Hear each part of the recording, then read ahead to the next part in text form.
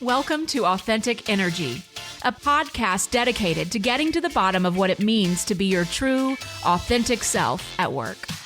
I am your host, Wendy Brand, a former corporate executive turned transformation coach. Let's take this learning journey together as I meet with guests weekly to learn how they've managed, or not managed, to find the elusive boundaries and success in their career and what it really means to find balance. Hi, welcome back. My very special guest today is Brenda Harrington. Brenda is a certified executive coach, author, and facilitator of leadership development experiences. She works with leaders across a variety of business sectors, nonprofit, government, and intergovernmental organizations to help them embrace their leadership competencies and build capacity. Her partnership with clients is centered on the development of professional habits that will enable them to have the greatest possible impact. Brenda is also a Black woman, and in her book, Access Denied, released last summer, Brenda addresses workplace disparities and discrimination through brave storytellers that shared their stories with her. I am not a Black woman, and I cannot begin to understand what Black women experience or have experienced in the workplace. But I do strongly believe that everyone should feel a sense of belonging and safety when they show up for work. At the very least, they should not feel isolated or made to feel less than for any reason. Not for the color of their skin, not for a disability, not for their age, be it younger or older. There is so much opportunity for us to continue to learn from each other in this area. I hope this episode provides you with some nugget that you can take back to your day-to-day, or inspires you to purchase Brenda's book to learn more from her, or to have a conversation with someone that creates awareness and better understanding of one another. I hope you enjoy the episode. Well, welcome back to Authentic Energy. Brenda Harrington is with us today. Brenda, I am so excited to have you on. Thank you so much for joining us. Thank you for inviting me, Wendy. It's a pleasure to be here. Well, let's get started. I'd love for you to tell us a little bit about your career path and what you're doing today. Certainly. I have to smile when people refer to it as a path, because I don't know that it's been exactly that, but more of a journey. And so early on, I started in corporate America, which, was where the beginning for many people. It was kind of like a Goldilocks experience, too hot, too cold, just right kind of thing. Yes. And I never found the just right in corporate America. I started my career with Mobil Oil. I left Mobil after a few years and went to work for AT&T. And I just realized that type of environment was not where I could do my best work, or where I felt I wanted to spend a lifetime, right? So I made a decision to go out on my own and do some other things. I was very involved with corporate relocation for a number of years, working with people in transition, working with expats coming to and from the United States and things like that. 9/11 happened, and some of that went dormant. And so I took what I thought was going to be an opportunity for a brief consulting assignment, if you will, with a regional consulting and real estate management firm. 9.5 years later, I left in a senior executive role and decided to create adaptive leadership strategies so that I could focus on what I realized was at the core of everything I had really enjoyed doing most over the arc of my career, which is working with people. So 12 years in, I'm really grateful for having had the opportunity to work with leaders globally to help them find their way to becoming the best version of themselves. How exciting, and what great, important work. And now you have written a book? I have. Access Denied. So what was the inspiration for that? The spring of 2020 and the conversations that emerged as a result of what we all experienced during that period. Writing was not anything that was on my bucket list. It's not anything that I had ever intended to do. But as a result of what we were experiencing and the residual, I felt like I wanted to get into the conversation, right? So when you are not Oprah or Spike Lee or any of those people and you don't have a platform, you find your own way in. And so I wrote the book to share stories of what people experience in the workplace as a result of marginalization, racism, and all of the things that can show up, but also to provide, one, people who are being impacted by those circumstances, tools. There are coaching tools and reflection tools in the book to help people navigate some of those circumstances, but also to create awareness for others so that they have a little bit more insight into what that experience can be like.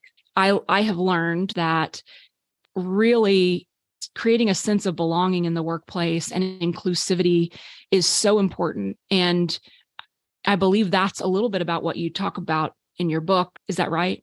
Yes, it is. And belonging is so important because when you don't see yourself in the family portrait, if you will, right? And you don't feel like there's a place for you or there's acknowledgement of, the value that you bring, it's really difficult to be engaged. And so belonging is really at the core of a lot of it.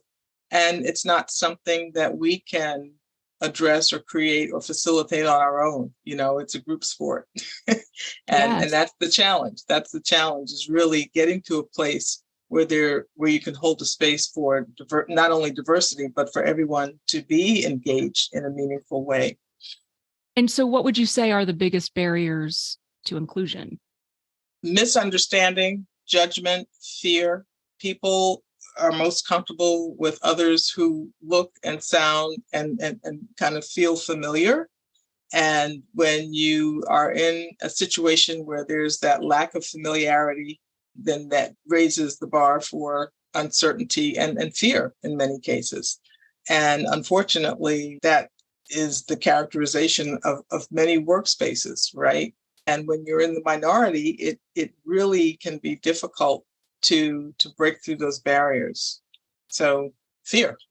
Yes. I've heard said as well that there's really just two emotions. There's fear and love.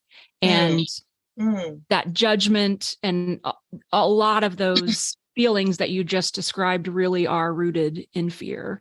Yes. So if you could share some tips for leaders in the corporate environment on how to create a more inclusive workplace, what would you say? It begins with paying attention and being aware. And, one of the things that I hope the book would do is to create awareness. And as a matter of fact, we are finishing up a course that's based on the book with some exercises to facilitate that, to help to do that, but to pay attention. And so, we went through this whole period, where I said, I see the world as being colorless. The world is not colorless. And I don't want to be invisible in the world. Okay. And so all I'm asking you to do is to see me and to be aware that my experience might not be the same as the experience of others, who are not in the minority. And right. So when you see that there's someone on a team maybe that doesn't have the same visibility or who isn't as involved, or who you're not hearing as much from, inquire. Okay. Peel back the onion, if you will, to see what that's about and to make sure that things are being approached as intended. The other side of that, though, is to hold managers and others accountable to a particular standard and for a particular type of behavior. You can't change hearts and minds. People are going to feel the way they feel. People have their own beliefs. But in a place of work, in a professional environment, they should be compelled to meet a particular standard. So those are the two things that leaders can control. That's great. One of the courses that was most impactful to me that I took in my career related to, the DEIB effort was a course on unconscious bias. And it was such an eye opener for me that everybody has biases. Like, it's just innate. It's the way that we think about things because of our environment or previous experiences. It's just, we have that unconscious bias. Is that still the right terminology? I think I've heard other phrases used. Is that still a good source of information, or have is it evolved even past that? Well, no, there's clearly, I mean, you have to question when it's unconscious and when people are aware of it. But, Right. in the book, I talk about schemas, which are basically mental shortcuts that we take. It's how we, make the distinction between a rabbit and a mouse. We look at it and, so we rely on shortcuts to interpret the world around us. Okay. And yes, we all do have biases. I grew up in New York. And so my early exposure to people in the South was on television. The Beverly Hillbillies, Gomer Pyle, and those Yeah. people weren't very smart. Those characters weren't very Right. smart, right? Right. And so my early interpretation of people who sounded like that was that they weren't very smart. Okay, and unfortunately, those types of schemas or shortcuts are embedded in the psyche of a lot of people around race and ethnicity, and in some cases, religion, right? And so they have assumptions about people who look different from them, and things like that. And we've got to be willing to question those shortcuts and Yes. reconsider them. I think what's so amazing, that we can recreate neural pathways in our brain and Right. actually change our beliefs. And so I love that you're saying that it's really about awareness, because once you have that awareness, then you have the ability to make that change, which is a beautiful thing. Yeah. If you so choose. Right. That is the key. Right. So as you were writing this book, what were the top 3 lessons that you learned? I learned that there's still some really primitive beliefs, I think, among a lot of people, and that this might be more formidable than most of us would like to think, right? The book is a compilation of stories. And so, there were a number of brave storytellers who were willing to share their lived experiences. And a couple of them were really, I would consider, borderline traumatic. And so, you think about, I'll speak for myself. I think about my own experiences, some of which are shared, but I think about my own experiences and how they impacted me, but really stepping into the shoes of some of the others was really even eye-opening for me, because some of it was just, so far beyond the pale of what I would consider to be reasonable. And so, what I learned was even more, the many more ways that this shows up and people don't even, think about it. Beyond writing the book, the feedback that I've gotten has been really interesting to me, because there are people who have read the book and they said, some of those things happened to me and I never thought about it as discrimination. It was just an acceptance. It's just the way we were conditioned to believe things were supposed to be. And on the flip side, the awareness that is created for others. And people have said, I've gone back and thought about circumstances at work and things I've been involved in, and I never looked at them this way. And I had no idea. So it was a real eye opener. That's great. If there was one thing you would want readers to take away from your book, what would you say that is? I'm embracing the concept of death by 1,000 cuts right now. So the one takeaway would be, to reflect on what you've read, to think about where you can have impact, right? Yeah. Based on what you know now, what can you do? Small or large. You don't have to write about it. You don't have to march. You don't have to, but what can you do in your immediate environment? When you see something, call it, be willing to call it out.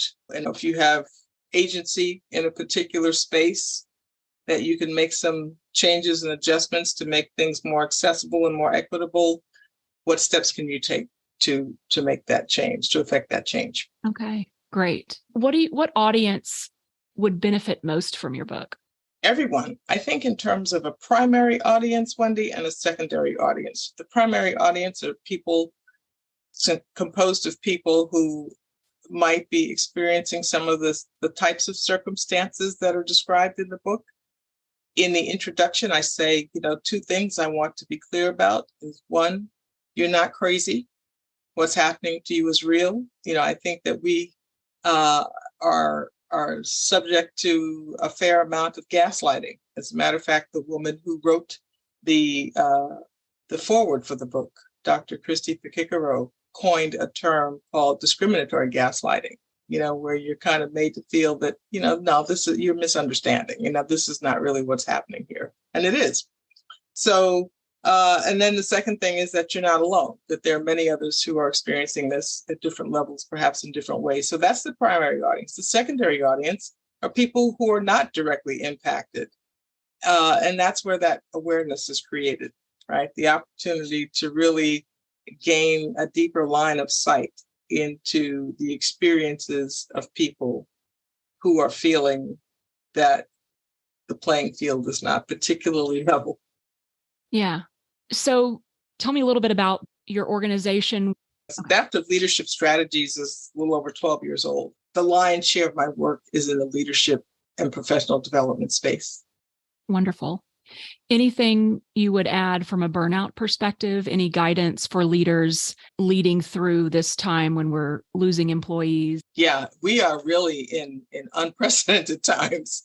And I think that leaders who are willing to adopt a modicum of creativity and innovation, and who are more open to change, will probably fare better than those who are, more rigid and who have fallen into a pattern of linear thinking, because nothing today is like it was before. Mm-hmm. And so I become a little concerned when I hear leaders embrace best practices and they lean on all the things that they've been doing over a long period of time. It's not that, you want to throw all of that away, but I think you have to kind of be willing to take a step back and reframe and consider, what really has relevance, adds value, and is meaningful, and be realistic about what may no longer serve you, because things are so different. Yeah, it really is.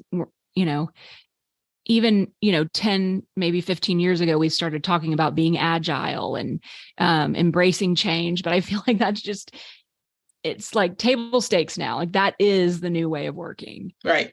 And I hear people say things like, oh, well, when we're fully staffed, and oh, when we get this and when we do that. You can't rely on that, because whenever that thing happens, something else will show up, something else will come up. So you really do have to be very nimble and be willing, to just think about things a different way. Yeah. Great advice. If someone wanted to work with you, how would they find you?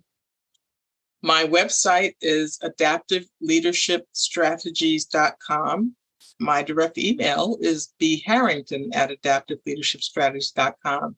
And I'm on Instagram as author B. Harrington, and also on LinkedIn. Wonderful. And we'll put all of that in the show notes. This has just been such a wonderful conversation. Thank you so much, Brenda, for your time. I really appreciate it. Thank you for the invitation. Happy to be here. Thank you. What an amazing woman doing amazing things, and a really great conversation. Okay, here are my takeaways. Number 1, when you don't see yourself in the family portrait, so to speak, and you don't feel there's a place for you or acknowledgement of the value you bring, it is difficult to be engaged. Number 2, misunderstanding, judgment, and fear are barriers to inclusivity. Number 3, there are really 2 emotions, fear and love. Number 4, a more inclusive workplace begins with paying attention and being aware. The world is not colorless, and no one wants to be invisible. Number 5, be on the lookout for a course by Brenda that aligns with the book and includes exercises to facilitate awareness in the workplace.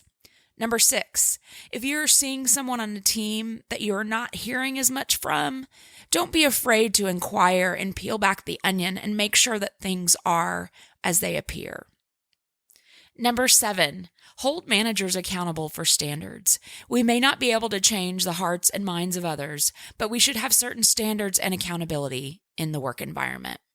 Number 8, schemas are mental shortcuts that we take.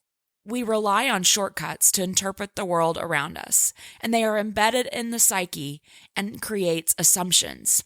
So we have to be willing to question those shortcuts and reconsider them. Number 9, once you are aware, you have the ability to make changes in your beliefs, thoughts, and actions. Number 10, think about where you can have impact, small or large. What can you do in your immediate environment? If you see something, call it out. And if you have agency in a certain space, what steps can you take to make a change? If you want to learn more from Brenda, you can find her work on her website at adaptiveleadershipstrategies.com, and you can contact her via email at bharrington@adaptiveleadershipstrategies.com and on Instagram at author B. Harrington. She is also on LinkedIn. If you have enjoyed this episode, I hope you will share it with a friend or go on and rate the show on your favorite podcast platform. Thank you so much for listening. Have a great week.